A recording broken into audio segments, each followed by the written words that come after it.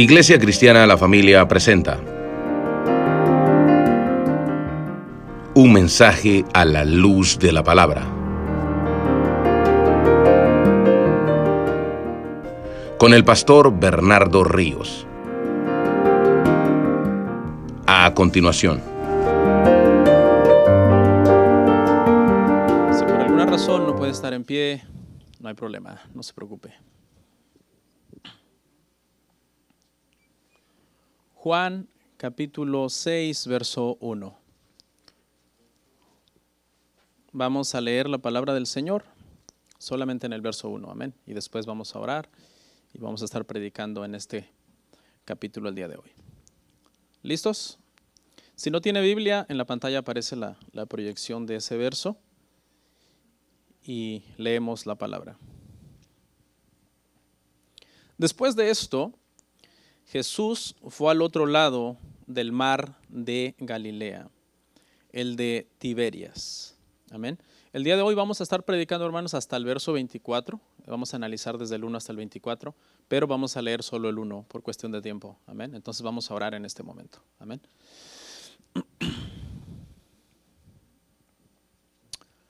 Señor, te doy muchas gracias por esta oportunidad que me das de poder predicar el día de hoy, Señor.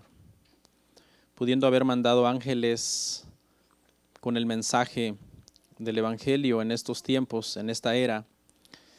Te ha placido, Señor, usar a hombres débiles y falibles como yo. Y, Señor, si no fuera por tu gracia, por tu misericordia, no podríamos hacer una tarea tan colosal que es la tarea de hablar en tu nombre delante del pueblo, Señor. Somos vasos de barro, pero a ti te ha placido, Señor, llamarnos a este ministerio de la enseñanza y la predicación. Me viene a la mente el profeta Ezequiel, que constantemente tenía que enfrentarse a dar mensajes duros al pueblo. Tú le dijiste: hijo de hombre, no temas delante de ellos para que yo no te haga quebrantar. Y, Señor, si no fuera por tu gracia, el mismo Ezequiel se hubiera muerto de miedo, hubiera temblado ante esta comisión. Pero tú eres, Señor, el que nos ayuda, Padre, y nos sostiene en este momento. Te ruego, Padre, que el hambre de nuestros corazones en este momento, por tu palabra, sea igual al hambre de nuestros estómagos, como cuando dejamos de comer por un periodo largo de tiempo, Señor, y anhelamos el alimento físico. De ese mismo modo, en este momento, nuestro corazón se regocije, se deleite en el manjar de tu palabra, Señor. Te pedimos todo esto en el precioso nombre de nuestro Señor Jesucristo. Amén. Amén. Pueden sentarse, hermanos. Amén. Dios es bueno, maravilloso. ¿Quiénes nos están visitando hoy por primera vez? Si nos dejan ver su mano, que están acompañándonos hoy por primera vez. Que hay una persona, hay otros hermanos también. Acá hay otro hermano también. Acá hay más hermanos, gloria a Dios. Vamos a dar una ofrenda de palmas al Señor por la vida de nuestros hermanos.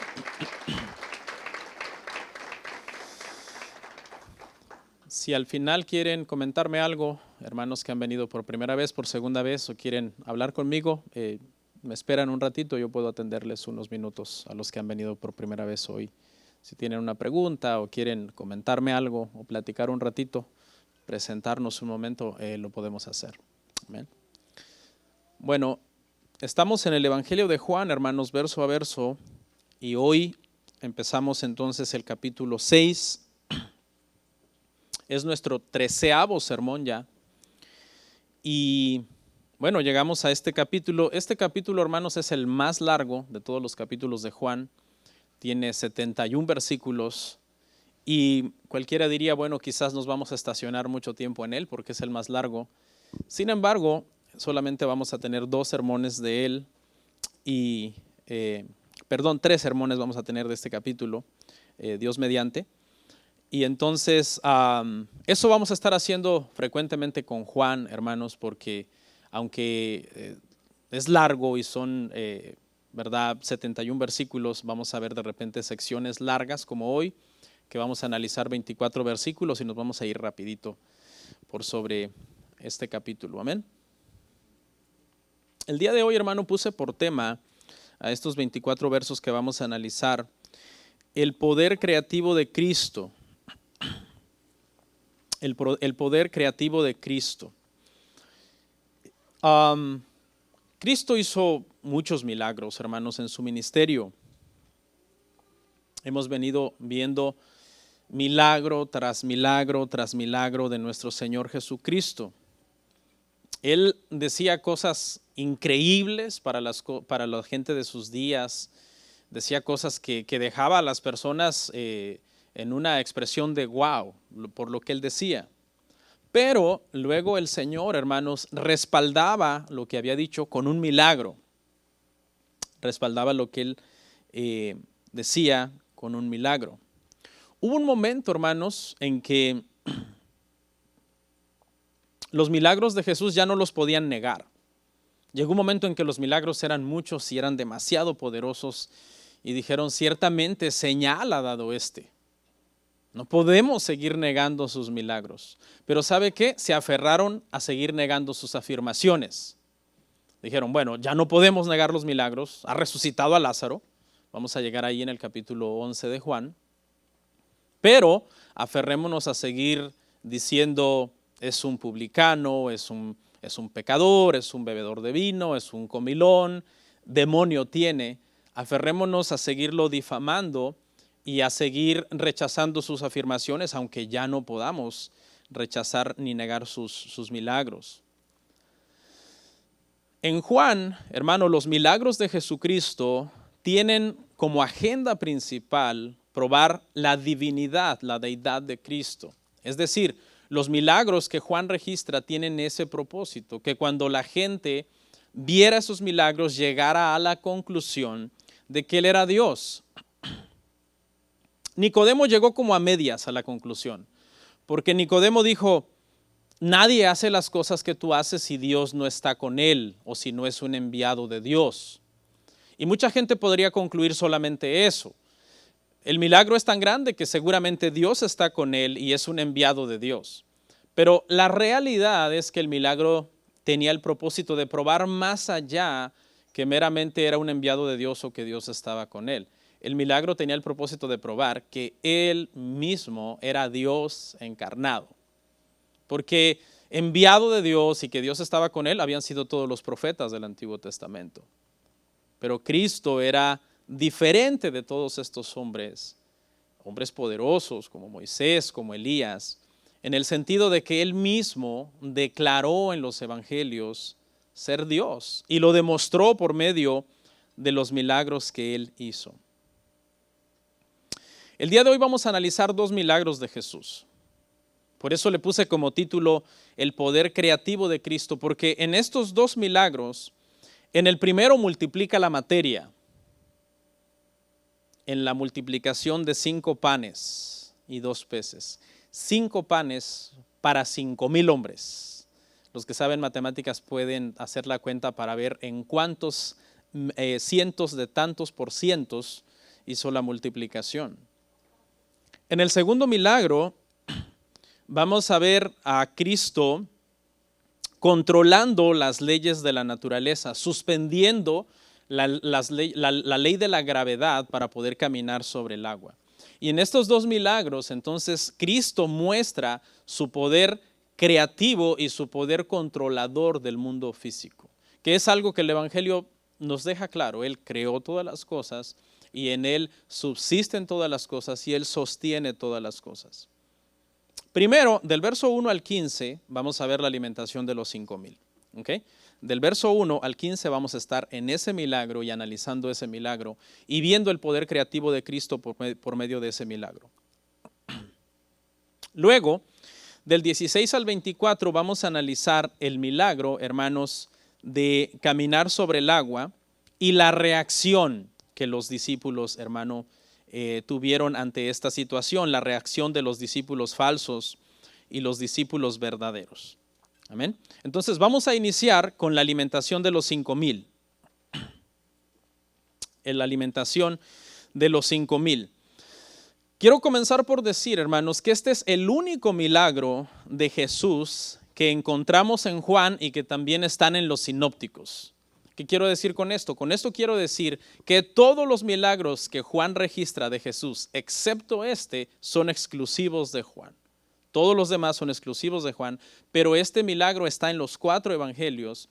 Y quise mencionar este punto porque eso habla de la importancia de este milagro. Este milagro tiene una importancia trascendental en la vida de Jesucristo porque lo revela como el Dios creador. Este milagro también prepara el escenario para un discurso que vamos a ver más adelante, en donde Jesús dice que Él es el pan de vida. Entonces esta es prácticamente la catapulta desde la cual vamos a ver ese discurso cuando Jesús diga: yo soy el pan de vida, yo soy el pan vivo de Dios. ¿Okay? Para facilitar el estudio de estos 15 versos, hermano, vamos a dividirlo en 4 secciones. Vamos a ver las láminas para que usted, si gusta tomar notas, lo haga. Primero vamos a hablar de la multitud inconstante en el inciso A. ¿Okay? Luego los discípulos sin fe en el inciso B. Luego la comida que calmó el hambre en el inciso C. Y por último la falsa adoración. Esos 4 incisos son sobre los que vamos a ver estos 15 versos. Cada inciso va a tener sus versos. Y estos títulos nos ayudan entonces a comprender mejor esos versos que vamos a leer. Sígame entonces con su vista ahí en el verso 1 y lea conmigo hasta el 4. Porque esos son los textos para el primer inciso, la multitud inconstante. Dice: después de esto Jesús fue al otro lado del mar de Galilea, el de Tiberias, y le seguía gran multitud porque veían las señales que hacía en los enfermos. Entonces subió Jesús a un monte y se sentó allí con sus discípulos, y estaba cerca la Pascua, la fiesta de los judíos. ¿Okay? La primera frase que analizamos es después de esto. Lo que quiere decir es que este acontecimiento del capítulo 6 fue el que siguió al capítulo 5.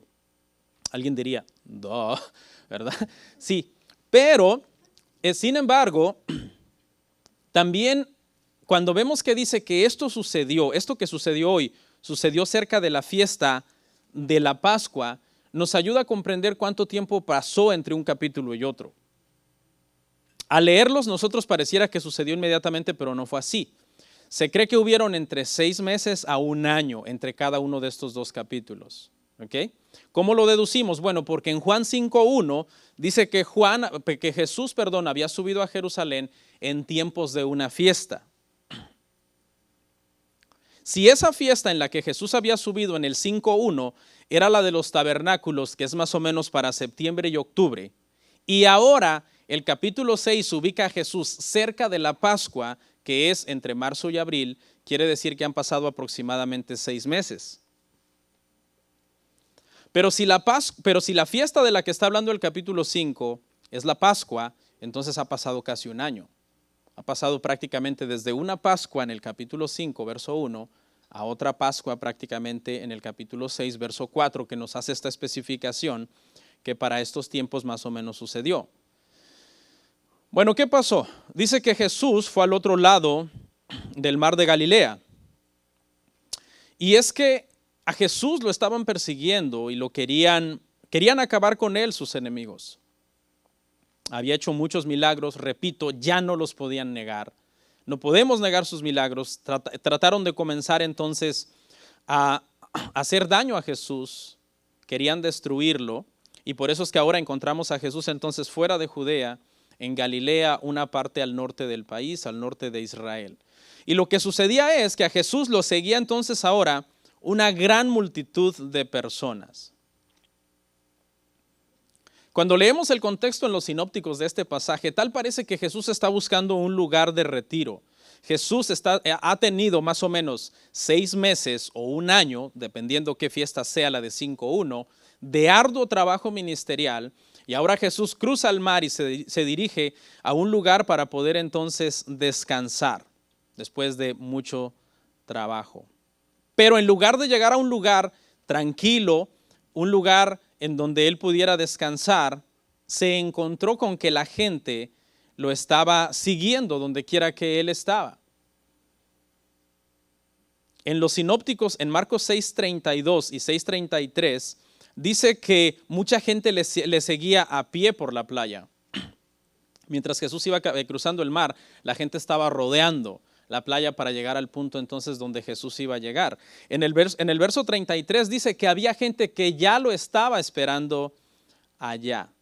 Claro, porque Jesús hacía cosas maravillosas que beneficiaba a las personas y las personas entonces querían obtener un beneficio de parte de Jesús y estaban dispuestos a hacer lo que fuera para poderlo seguir, para poder prever más o menos Jesús va a llegar a tal lado, vámonos para allá a esperarlo. Así que Jesús llega al lugar y en lugar de encontrar, hermanos, un lugar de reposo y de descanso, se encuentra una multitud inconstante, un grupo de gente.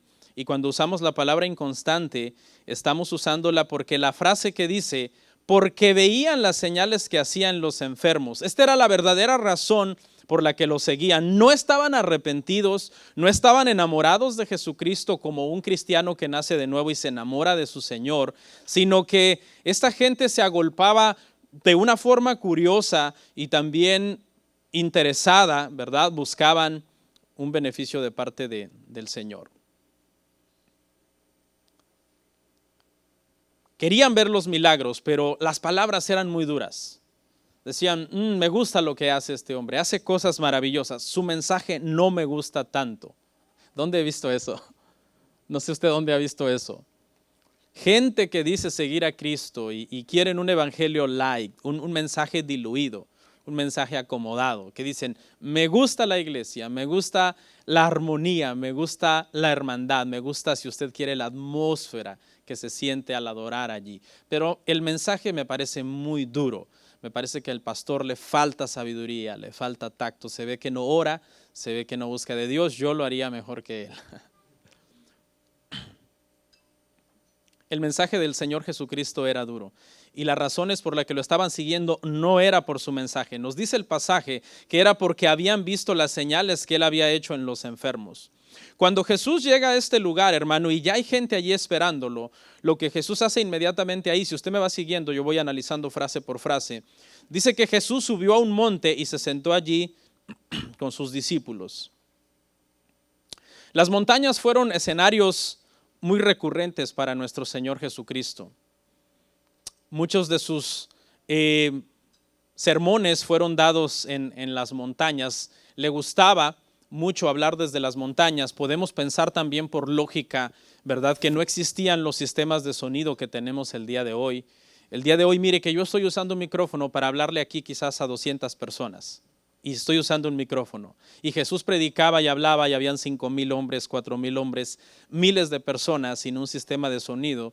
Entonces, las montañas se volvían su púlpito desde donde él, usando las faldas de los cerros y el eco de los cerros y el viento de los cerros, provocaba entonces que su voz se amplificara y pudiera llegar quizás hasta la última persona que estaba en la parte de atrás para que pudiera escuchar.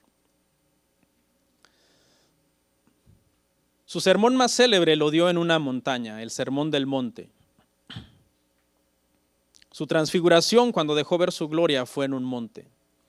Su oración final cuando le estaba rogando al Padre que pasara de él esa copa fue en el Monte de los Olivos. Su ascensión fue, dice Hechos, nos deja saber, en un monte que le llamaban el Olivar. Los montes jugaron entonces un papel muy importante en la vida y el ministerio de nuestro Señor Jesucristo. La última frase que analizo es la frase que está en el verso 4, que dice estaba cerca la fiesta de los judíos. Y ya dijimos que podemos utilizar esta frase para sacar cuentas cuánto tiempo hubo entre el capítulo 5 y el capítulo 6. Y ya dijimos que si en el capítulo 5 se habla de los tabernáculos, pasaron 6 meses, pero si se habla de la Pascua pasó casi un año. Pero también esta parte nos ayuda a entender un poco el por qué había una multitud. ¿Por qué había tanta gente en esta ocasión? Y es que estaba cerca la Pascua de los judíos y en este tiempo entonces venían judíos de todas partes que vivían en otros países, hacían su peregrinación para venir entonces a Judea y poder celebrar la fiesta. Y esta es la razón por la que tenemos que entender entonces que al final del pasaje, cuando lleguemos al verso 15, vemos a esta multitud de gente mezclada entre nativos y gente que vino de fuera, unos que ya están un poco relacionados con Jesús y otros que es la primera vez quizás que van a oír a este hombre porque han venido de otro país. Y vemos entonces por qué ellos quieren coronarlo por la fuerza, lo quieren hacer un rey por la fuerza. Porque eran este tipo de personas entonces que no estaban tan involucrados con el rechazo que ya existía hacia Cristo y de personas que jamás hubieran querido coronarlo como rey, como los políticos y la élite religiosa del país, sino gente que quedó sorprendida porque por primera vez entonces veían al Señor y habían visto el milagro que Él hizo. Amén. Para concluir entonces, hermanos, este inciso, vamos a ver y vamos a resumir que esta gente buscaba beneficios físicos, pero no le interesaban los espirituales. Amaban los beneficios que Cristo les podía dar, pero no amaban a Cristo de corazón. Lo quieren coronar, al final vamos a ver, por las razones equivocadas, por los beneficios sociales, por el bienestar humano que les pudiera haber dado. Y ahora entonces llegamos a la parte B, los discípulos sin fe, versos 5 al 9. Cuando Jesús alzó los ojos y vio que había venido a él una gran multitud, dijo a Felipe, ¿de dónde compraremos pan para que coman estos? Pero esto decía para probarle, porque él sabía lo que había de hacer. Felipe le respondió, 200 denarios de pan no bastarían para que cada uno de ellos tomase un poco.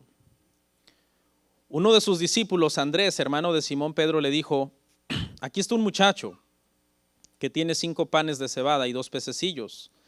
Mas, ¿qué es esto para tantos? Jesús sube al monte, ve a la multitud venir a él. En Mateo dice que sanó a los enfermos, en los pasajes paralelos de los sinópticos, Mateo 14:14. En Lucas dice que les hablaba del reino de Dios, Lucas 9:11. En Marcos dice que tenía compasión de ellos y los veía como ovejas que no tienen pastor, Marcos 6:34. ¿Se acuerda cuando en otra oportunidad Jesús alzó los ojos que lo vimos? En Juan 4, cuando alzó sus ojos y vio venir a los samaritanos. Y cuando los vio venir, él sabía que venían con fe y que iban a escuchar el mensaje y que se iban a convertir. Y que iban a acabar diciendo al final, verdaderamente este es el Salvador del mundo. Porque Jesús lo sabe todo. Y en esta oportunidad Él los ve venir y sabe que sus intenciones no son correctas, son motivados por cosas vanas y superficiales. Sin embargo, Jesús satisfizo sus necesidades porque aparte también de tener misericordia de las personas, este milagro probaba también su poder creativo, probaba su deidad. Le dijo a Felipe, ¿de dónde compraremos pan para que coman estos? No se sabe por qué se dirigió a Felipe. El líder por lo general era Pedro, ¿no? Y cualquiera esperaría que le dijera, Pedro, ¿de dónde compraremos pan para estos? Algunos especulan que posiblemente estaba a cargo de la comida del ministerio o era un sagaz administrador que estaba a cargo de la logística cuando llegaban a un lugar, de ubicarse, de poder buscar comida en ese lugar.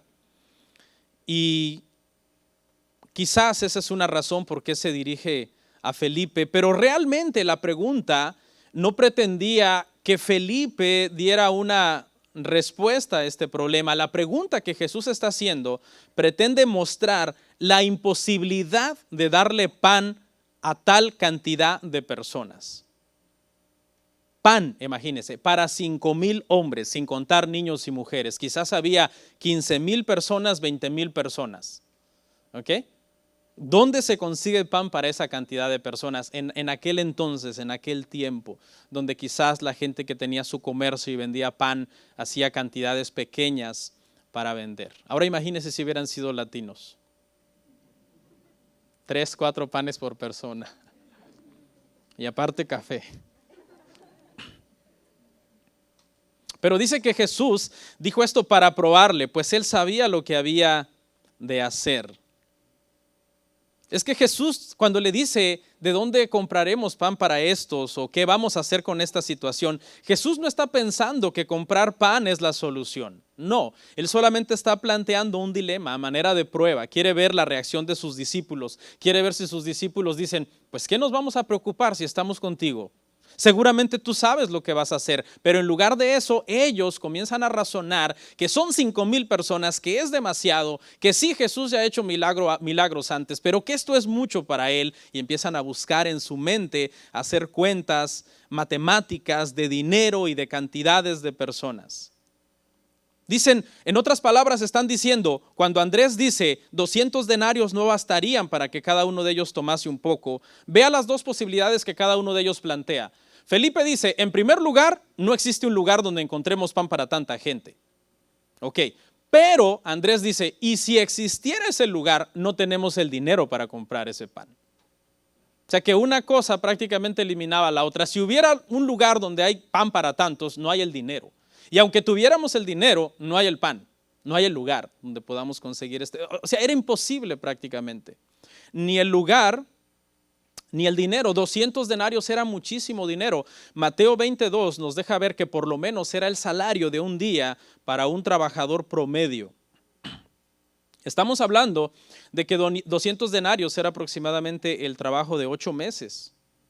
¿Quién de ustedes donaría su salario de 8 meses para alimentar a 5,000 personas? Poca gente quizás haría algo así, quizás un millonario, ¿no? Un filántropo que le gusta ayudar, y es una forma también de evadir impuestos, ¿no? Pero tú dices, 8 meses de mi trabajo. Entonces la situación se veía bastante difícil. No buscaron a Jesús para solucionar el problema, sino que sus habilidades administrativas y matemáticas y económicas les dijeron que no se podía. 200 denarios, no hay pan, no se puede. No buscaron en Jesús entonces la solución. Por eso es que en esta parte estamos hablando de la poca fe de los apóstoles. Pero fíjese al final, dice, Andrés dijo, aquí hay un muchacho que tiene 5 panes y 2 pececillos, mas ¿qué es esto para tantos? Había alguien entre la multitud que estaba dispuesto a dar todo lo que tenía. Y a veces cuando uno le da al Señor con un corazón sincero y agradecido de lo que uno tiene, el Señor puede multiplicar las cosas que nosotros ponemos en sus manos. No digo esto para manipular a nadie, pero Dios es fiel. Dios es bueno y Él tiene cuidado de las avecillas del campo y tiene cuidado, hermano, de todas las cosas, y Él es nuestro proveedor por excelencia. Mas la expresión se cierra otra vez con una nota de incredulidad. ¿Qué es esto para tantos? ¿Qué son 5 panes y 2 peces? 5 panes para 5,000 hombres. Ni una migaja, ni un pedacito diminuto para calmar en lo más mínimo su hambre. Se les olvidó Éxodo 16. Ellos conocían Éxodo 16 porque en Éxodo 16 el Señor Dios le dio pan a 2 millones, no a 5,000, a 2 millones, y no un día, todos los días. Y no por una semana, por 40 años. Y no una comida, 3-4 veces al día. Entonces, obviamente entendemos, hermano, que los apóstoles siguen en este proceso de comprender bien quién es Cristo. Todavía están en ese proceso, pero realmente ellos están frente al mismo Dios que le dio pan a 2 millones de personas en Éxodo 16 y que ahora para Él es muy fácil darle pan a 5,000 hombres. Para concluir entonces esta parte, vemos, hermanos, aquí eso. Iban entendiendo los discípulos en un proceso, pero al final de su vida, cuando Cristo resucita, ellos están dispuestos a dar su vida por esta doctrina. Cristo es Dios. Y lo vamos a ver en el siguiente milagro, cuando Jesús camina sobre el agua y se postran y lo adoran. Inciso C, leemos del 10 al 13, la comida que calmó el hambre. Lea conmigo ahí del 10 al 13. Entonces Jesús dijo, haced recostar a la gente, y había mucha hierba en aquel lugar. Se recostaron como en un número de 5,000 varones, y tomó Jesús aquellos panes, y habiendo dado gracias, los repartió entre los discípulos, y los discípulos entre los que estaban recostados. Asimismo de los peces, cuánto querían. Y cuando se hubieron saciado, dijo a sus discípulos: recoged los pedazos que sobraron, para que no se pierda. Recogieron pues y llenaron 12 cestas de pedazos, que de los 5 panes de cebada sobraron a los que habían comido. Wow. Primero Jesús empieza a poner orden. Los discípulos no pudieron solucionar la situación, ni Felipe el administrador, ni Andrés el que comenzó a sacar cuentas que 200 denarios no alcanzaban y que aún los 5 panes y los 2 peces no alcanzaban. Así que cuando los discípulos no pueden hacerse cargo de la situación, se hace cargo de la situación el único que está en control de la situación, el maestro. Por ahora no los reprende por su fe, pero los pone a trabajar. Y gracias a Dios, aunque les falló la fe, no les falló la obediencia, porque comenzaron a seguir las instrucciones y Jesús les dice que los ordenen por contingentes. En los sinópticos nos deja ver eso, que en Marcos 6:40 dice que les dijo que hicieran contingentes de 50, contingentes de 100. La gente entonces ya no era una turba desorganizada, sino grupos debidamente ordenados sobre un pastizal y que estaban entonces en ese orden. Dijimos que si eran 5,000 hombres, es probable que hayan sido 15,000 a 20,000 personas. Eran muchos contingentes de personas. Póngase a pensar, quizás los estadios de básquetbol quizás tienen una capacidad para 20, 25,000 personas. Entonces estamos hablando, hermanos, de muchísima gente. Jesús dio gracias por los panes y los peces y los dio a los discípulos y los discípulos a la gente. Por el orden que Jesús sigue, podemos pensar, hermanos, que la comida no fue creada toda de un solo, no fue algo que provocó un caos. No es que a Jesús le cayeron encima 20,000 panes, sino que parece que Jesús, conforme iba repartiendo el pan a los discípulos y los discípulos lo iban repartiendo a las personas, entonces el milagro iba fluyendo y el pan se iba multiplicando. Y obviamente ahí ya, si usted me dice que yo le explique con ecuaciones de física y de química cómo sucedió la multiplicación de esta materia, pues ahí yo no sé. Como tampoco sé cómo Dios creó todas las cosas de la nada. En el principio dijo Dios: sean los cielos y la tierra. Ese mismo poder de crear las cosas de la nada, sin materia previa entonces que Dios tiene. Aquí vemos que Cristo, usando una materia previa, usando un material que le están dando, pero que es imposible que se pueda extender o expander a esos grados, Él lo multiplica entonces. Él lo hace que se multiplique. Cristo pudo haber hecho que el pan le apareciera a cada persona en la mano, pero le plació usar a los discípulos, porque el asombro de los discípulos, sabiendo que eran 5 panes y a que ahora no dejaban de fluir los panes y que ya había el Señor multiplicado 1,000 panes y seguían recogiendo pan y ahora iban por 2,000 panes y seguían saliendo pan y los 5 panes se convirtieron en 15,000 o 20,000 panes y su asombro iba creciendo conforme iban recibiendo más panes de parte del Señor y más peces de parte del Señor. Dios le place, hermano, usarnos a nosotros. Pudo haber hecho el pan directamente en la mano de cada persona, pero quiso que los discípulos aumentaran su fe al ver el milagro. El Señor usó a Moisés, que es llamado en la Biblia el hombre más manso de la tierra, para derrotar a Faraón, al joven José para salvar al pueblo del hambre y a David, un simple pastor de ovejas, para ser el más grande de los reyes, humanamente hablando, de la historia de Israel. Dice ahí, hermanos, que la gente comió hasta saciarse y recogieron lo que sobró, 12 cestas. La gente comió sin límites, all you can eat, un buffet. Todo lo que te plazca, todo lo que te apetezca, sigue pidiendo, porque mientras sigas pidiendo, el milagro seguirá fluyendo. Lo que sobró, hermano, excedía por mucho a los 5 panes iniciales. Habían 5 panes para iniciar, terminamos con 12 canastas de panes. Una canasta para cada apóstol, para que la próxima vez vean a Jesús como la solución del dilema. Y dice el Señor: recojan lo que sobró para que no se pierda. Una enseñanza que nos dice que aunque el Señor nos dé en abundancia, no debemos desperdiciar. Siempre debemos usar los recursos que el Señor nos da con sabiduría en nuestra familia, para ayudar a nuestros hermanos, para ayudar a nuestra iglesia, para ayudar a las misiones. siempre administrando sabiamente. Y el Señor dice, no importa que sobró y no importa que no les costó nada a ustedes, recójanlo y administrenlo sabiamente. Los apóstoles no se tenían que preocupar ahora por la comida del día siguiente. Tenían comida para varios días. Me llama la atención que el pasaje nos deja ver, leyéndolo bien detenidamente, que no sobraron peces.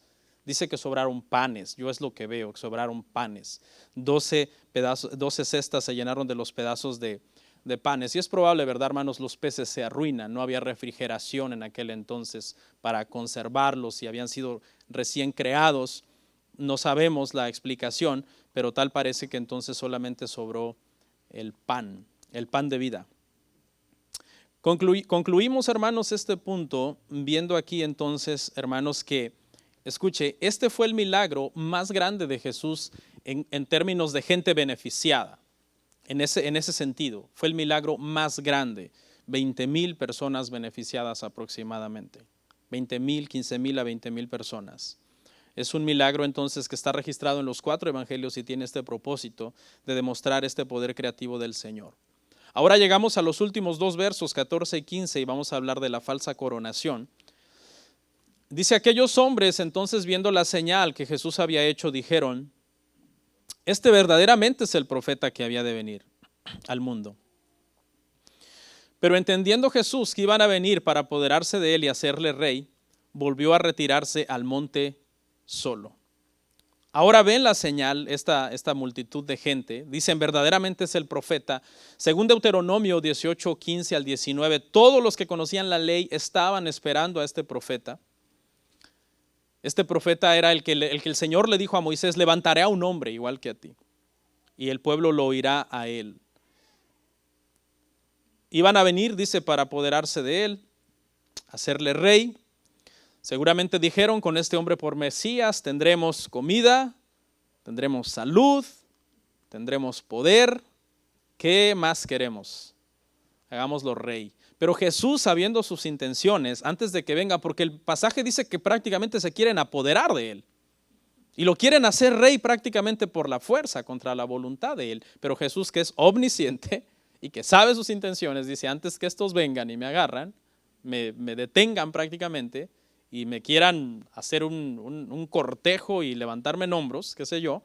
Entonces le dio instrucciones a sus apóstoles. En Mateo 11, 14 al 22 vemos que despide a sus apóstoles, los manda en una barca y él se va al monte solo a orar antes de que estas personas vengan entonces y lo hagan rey. En ese sentido, en un sentido político, en un sentido físico, porque él no vino con ese propósito de ser un rey terrenal para Israel, sino el rey que vino a salvar a su pueblo de sus pecados, no necesariamente del hambre.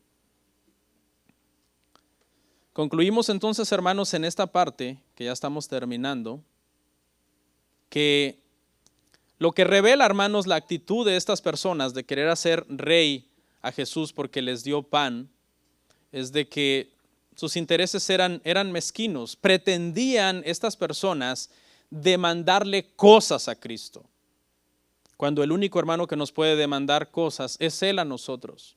Ellos se querían acercar a decirle, te vamos a hacer rey y una vez que te hagamos rey, estos son los beneficios que queremos de ti. Esa es la actitud incorrecta de acercarse a Cristo. Nosotros nos acercamos a Cristo, Él es el que demanda cosas de nosotros. Que nunca se nos olvide quién es el Señor y quiénes son los siervos. Él es el Señor. Y vamos entonces a entrar, hermanos, a la parte 2 de este sermón. Verso 16 al 24, donde seguiremos hablando de el poder creativo de Cristo, y este punto 2 se titula La reacción de los discípulos falsos y los verdaderos. La reacción de los discípulos falsos y los verdaderos. Se cuenta una anécdota, hermanos, que en una ocasión un grupo de exploradores fueron a explorar unas partes de Hawái. Y mientras se acercaban a la distancia, se estaban acercando a un volcán inactivo, vieron que en las faldas del cerro, en las faldas del volcán, brillaban unas piedras y se llenaron de alegría. Pensaron, seguramente estos son diamantes. Y se dirigieron entonces con esa alegría, con esa felicidad de poder ver que a lo lejos de este cerro brillaban estas piedras. Pero cuando llegaron y se acercaron, hicieron un análisis detenido de estas piedras, se dieron cuenta que eran unos cristales que se llaman cristales de calcita, que no valen nada. Y cuento esta anécdota, hermanos, porque en un sentido muy similar, eso pasa también con mucha gente en la iglesia. Cuando nosotros los vemos de lejos, sin hacerle un examen más minucioso a su forma de vida, a su matrimonio, a la crianza de sus hijos, a cómo usan su tiempo, a cómo usan su dinero, qué ven en la televisión, qué ven en internet. Sin conocer todos esos detalles, tú los ves de lejos, los ves cantando, los ves viniendo, los ves brillar y tú dices, wow, los hermanos, las hermanas. Pero cuando de repente Dios te da la oportunidad, en algunas ocasiones, de tratar más de cerca a alguien, a veces lamentablemente te decepcionas, dices, no esperaba esto de tal persona, no esperaba que tenga esta filosofía, que crea estas cosas que van en contra de lo que es tener un carácter cristiano. No es un cristiano genuino. Quiero aclarar, hermanos, que para ser un cristiano genuino uno no tiene que ser perfecto. Genuino no significa perfecto. ¿Okay? Genuino simplemente significa que con todas nuestras fallas que tenemos, porque seguimos en este cuerpo y seguimos siendo humanos, sin embargo, al observar la vida de la persona y la trayectoria, la dirección que lleva esta persona y el tiempo que ha pasado en Cristo, podemos ver que ha seguido creciendo con el paso de los años en un carácter cristiano que glorifica a Dios. Solo los discípulos verdaderos están dispuestos a someterse a Cristo, no solo para que los salve, sino también para ser su Señor, para que gobierne sus vidas. Los discípulos falsos, sin embargo, cuando las cosas se ponen difíciles, Juan 6:66 lo veremos, dice que se dan la vuelta, dicen, dura es esta palabra, hasta los apóstoles dijeron eso, y se fueron los discípulos falsos, pero los apóstoles, los discípulos verdaderos se quedaron. En este pasaje que vamos a analizar ahora, hermano, vamos a ver que no todos los discípulos son verdaderos creyentes. No todos los discípulos son verdaderos creyentes. Pero sí, los verdaderos creyentes siempre son verdaderos discípulos. Y el ejemplo es Judas. Judas era un discípulo falso, era un creyente falso. Pedro era un verdadero discípulo, era un verdadero creyente. Vamos a leer del 16 al 19, hermanos. Inciso A, Jesús camina sobre el mar.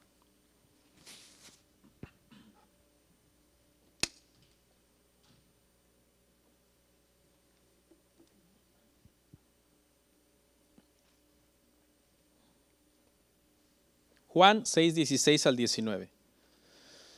Al anochecer descendieron sus discípulos al mar y entrando en una barca iban cruzando el mar hacia Capernaum.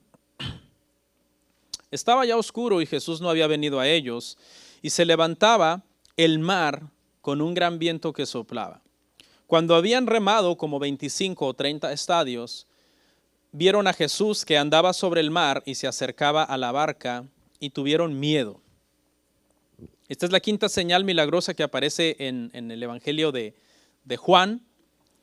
También tiene el propósito de probar su deidad por medio de revelar que Cristo tiene poder sobre las leyes de la naturaleza. Ese es el propósito. No es un show, no es una exhibición, porque vamos a ver que lo hizo en un horario donde no había espectadores, 3, 4 de la mañana. Solamente delante de sus discípulos, con el propósito de seguir aumentando su fe, de seguirles revelando su deidad, de seguirles demostrando que apenas hace pocas horas multiplicó 5 panes para 5,000 o 20,000 personas y ahora las mismas leyes de la naturaleza no operan sobre él, no tienen poder sobre él. Dice que esto sucedió al anochecer, la primera frase, descendieron los discípulos al mar. Entraron a una barca, su propósito era cruzar el mar hacia Capernaum. La escena es la siguiente: los discípulos están en la barca, están cruzando para ir a Capernaum, pero Cristo no está con ellos. Mientras los discípulos están en una barca, Cristo subió al monte y Cristo está en el monte orando. ¿Okay? Él está en el monte orando, está a solas, está pidiendo por sus discípulos. Se levantó un gran viento, dice ahí, que soplaba y ellos remaron como 25 o 30 estadios. Todos estos datos son importantes porque en Juan 6:16 podemos ver, hermanos, que los discípulos entraron en la barca tipo 6 de la tarde, 9 de la noche, más o menos. Eso lo podemos ver también en Mateo 14:25, Marcos 6:4, donde nos dice que la hora en que Jesús vino a ellos era la cuarta vigilia de la noche, que es entre las 3 y las 6 de la mañana. Es decir, si habían entrado a la barca a las 6 de la tarde y Jesús vino a ellos a las 6 de la mañana, habían estado 12 horas en la tormenta. Si habían entrado a las 9 de la noche y Jesús vino a ellos, entonces a las 3 de la mañana habían estado en la tormenta por lo menos 6 horas. Y en estas 6 horas dice que habían remado solamente 30 estadios, que equivale a unos 2 o 3 kilómetros. Habían estado batallando de una forma terrible por todo este número de horas sin poder avanzar a su objetivo. Pero no hay problema, porque mientras ellos están en problemas, el buen pastor, que parece que se olvidó de sus ovejas, no se ha olvidado de ellos. Está en el monte orando por ellos y está a punto de demostrarles su deidad, caminando sobre el agua para poder rescatarlos. Vieron entonces que Jesús andaba sobre el mar y se acercaba a la barca donde ellos estaban. A los discípulos la tormenta los dominaba, el mar, el viento los dominaba, los había sacado de su curso y habían batallado por horas remando. Y después de remar entre 6, 8, 10, 12 horas, si usted quiere, solamente han avanzado 2 o 3 kilómetros en ese tiempo. Pero a Jesús la tormenta y el viento no lo saca de su curso. Mientras que la tormenta aleja a la barca de su curso, la tormenta no aleja a Jesús de su curso. Jesús avanza firme y en un paso constante y seguro hacia la barca donde están los apóstoles. Y cuando ellos ven eso, que la tormenta no tiene poder sobre él, como está teniendo poder sobre ellos, tuvieron miedo. Estos eran hombres experimentados, fieros pescadores. La mayoría de ellos tenían experiencias en muchas tormentas, y quizás esta tormenta no los tenía tan amedrentados, aunque sí era una tormenta poco más grande de lo normal. Pero cuando sí tuvieron miedo fue cuando vieron una figura humana caminando en medio de la tormenta. Ahí tuvieron miedo. Hay quienes argumentan que en realidad fue una visión óptica, que los discípulos pensaron que estaba caminando sobre el agua, pero que por la neblina y por la tormenta Jesús estaba caminando sobre la playa y que en realidad estaba caminando entonces sobre la arena. Sin embargo, caminar sobre el agua no era un truco exhibicionista de parte de Cristo, como bien dijimos, sino su propósito era demostrar que Él es el creador y el controlador del mundo físico, que Él puede mandar al viento a que se detenga y al mar que se enmudezca y calle. Vamos a ver el verso 20 y 21. La respuesta de los discípulos verdaderos. Mas él les dijo: yo soy, no temáis. Entonces ellos con gusto le recibieron en la barca, la cual llegó enseguida a la tierra a donde iban. Yo soy, les dice el Señor, no temáis. No temáis, yo soy. El pasaje paralelo en Mateo 14:33 es más explícito. Dice que cuando Él les dice yo soy, no temáis, y sube a la barca, lo adoran. Lo adoran. Se postraron para adorarlo. Pasan entonces de una situación de terror extremo a una situación de gozo extremo, porque ahora están en la seguridad de su maestro, del buen pastor, el único buen pastor que existe, hermanos. A veces puede haber pastores muy buenos en diferentes iglesias, entre comillas, porque por lo que usted quiera, muy buena moral, muy buen testimonio, muy buen carácter, mucho amor, grandes maestros de la palabra, pero realmente el único buen pastor, hermanos, es Cristo. Cristo Jesús es el único buen pastor. Llegaron, dice, inmediatamente a donde iban. Este pasaje realmente relata 4 milagros. Los vamos a ver uno por uno. Primero, Jesús caminó sobre el agua. Primer milagro. Segundo, en Mateo 14, 22, 27, el pasaje paralelo nos dice que Pedro también caminó sobre el agua. Solamente que usted ya sabe lo que le pasó a Pedro, ¿no? Caminó un poco y luego comenzó a ver la situación, comenzó a ver la circunstancia, quitó la mirada del Señor y se comenzó a hundir.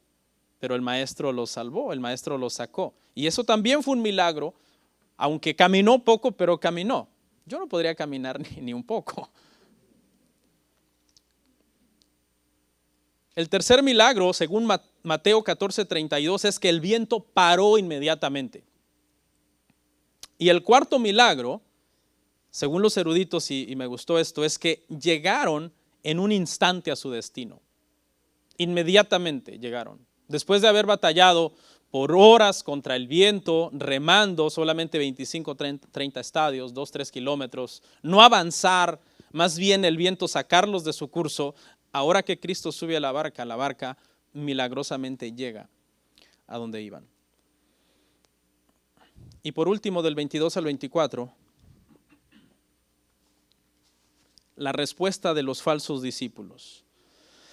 La de los verdaderos fue que lo adoraron ante el milagro. El día siguiente, la gente que estaba al otro lado del mar vio que no había habido allí más que una sola barca y que Jesús no había entrado en ella con sus discípulos, sino que estos se habían ido solos.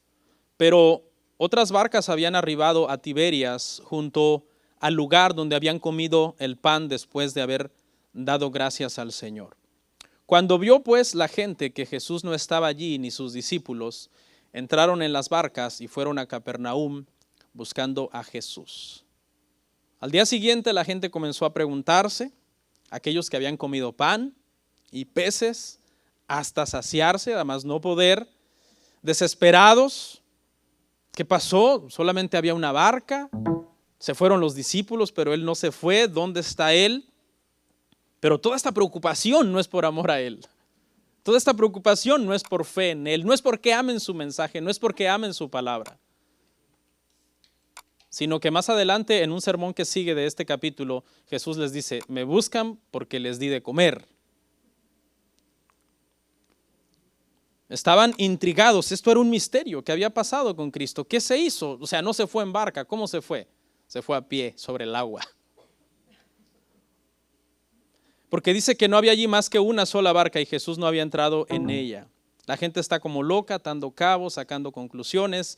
El misterio, estos falsos discípulos no lo saben, pero los discípulos verdaderos sí lo saben. El misterio es que Jesús caminó sobre el agua entre 3 y 6 de la mañana más o menos, y nadie lo vio, y por eso nadie sabe qué pasó con Jesús. Fíjese lo que hacen, dice que entraron en barcas y fueron a Capernaum a buscar a Jesús. Estaban dispuestos a desplazarse, a hacer varias cosas para ir tras Jesús. Lamentablemente sus intenciones no eran las mejores. Buscaban beneficios, no compromiso.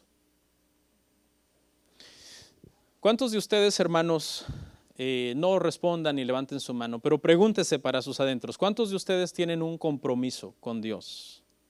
Un compromiso de leer su palabra, un compromiso de orar, un compromiso de servir en su iglesia o en su obra, un compromiso de ayudar a los hermanos, un compromiso de ser buen cristiano. Alguien podría decir, a veces somos rápidos para contestar este tipo de preguntas, pero sé sincero, realmente analiza tu vida espiritual a la luz de lo que compromiso significa. Porque un compromiso es prácticamente dejar de vivir para ti hasta cierto punto para vivir para otra persona. Porque eso hacemos, por ejemplo, cuando nos casamos. Cuando un muchacho le da un anillo de compromiso a una mujer y le dice, ¿sabes qué? De hoy en adelante tú estás comprometida conmigo. Tú no tienes ojos más para nadie, para ningún otro muchacho más que para mí. Tal fecha nos vamos a casar. Hay una responsabilidad, hay un compromiso, hay una palabra empeñada, hay un honor empeñado en todo eso. Entonces, realmente, hermanos, es lamentable, pero vivimos días en donde los cristianos están viviendo un cristianismo muy superficial, un cristianismo sin compromiso, prácticamente como esta turba de gente que era una gente inconstante. Ese fue uno de los incisos que vemos anteriormente, inconstante. La Biblia dice que los inconstantes y los indoctos son los que tuercen las escrituras para su propia perdición, porque viven un evangelio acomodado, un evangelio sacado de la tergiversación de la palabra de Dios, un evangelio sin un carácter realmente cristiano. Alguien diría, pastor, pero es que es dura la palabra de Cristo. Es cierto, los mismos apóstoles lo dijeron, ¿se acuerda? Los mismos apóstoles, cuando él dijo es necesario comer mi carne y beber mi sangre para que sean salvos, dice que muchos se escandalizaron y ¿qué hicieron? Se fueron. Y dijeron los apóstoles, dura es esta palabra, ¿quién la podrá soportar? ¿Y qué les dijo Cristo? ¿Acaso se quieren ir también ustedes? ¿Qué contestaron? No, Señor, porque solamente tú tienes palabras de vida eterna. El evangelio no es un lecho de rosas. El evangelio, hermanos, es duro.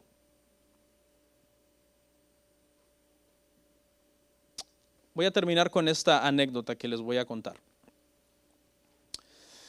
Se dice que en una ocasión en siglos pasados en Inglaterra había un grupo de predicadores muy conservadores, muy radicales en su exposición de las Escrituras. En la puerta de su iglesia había un arco y en ese arco ellos escribieron radicalmente su confesión de fe. Predicamos a Cristo crucificado.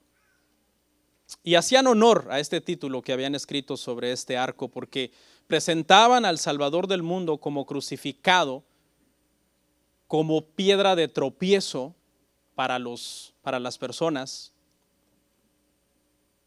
y prácticamente como el único medio para salvación. Pero pasaron unas décadas y murió toda esta generación de predicadores fieles a las Escrituras, radicales, conservadores. Y se levantó una nueva generación de predicadores que comenzó a protestar un poco sobre la generación pasada y a decir, creemos que su mensaje era anticuado, creemos que su mensaje era muy ofensivo, creo que es mejor que nosotros, que somos una nueva generación, seamos comprensivos con las nuevas generaciones y prediquemos un mensaje que no incluya tanto la palabra sacrificio.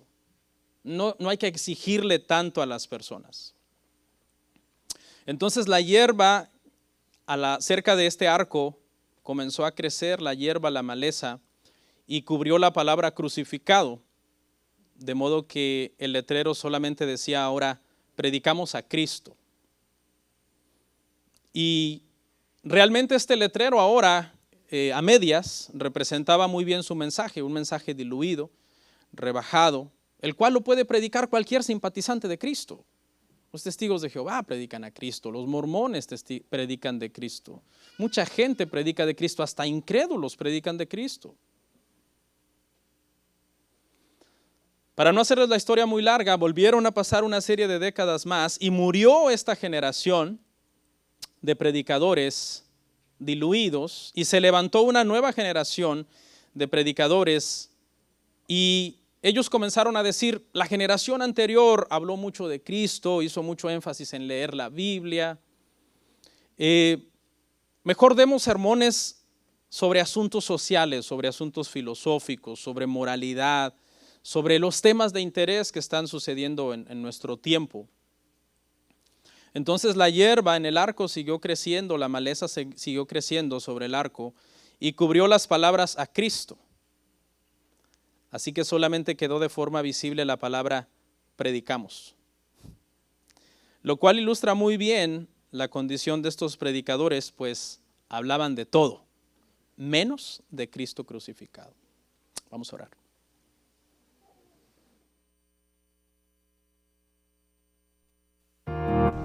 Comparte, suscríbete, dale like. Gracias por tu sintonía. Hasta la próxima. Bendiciones.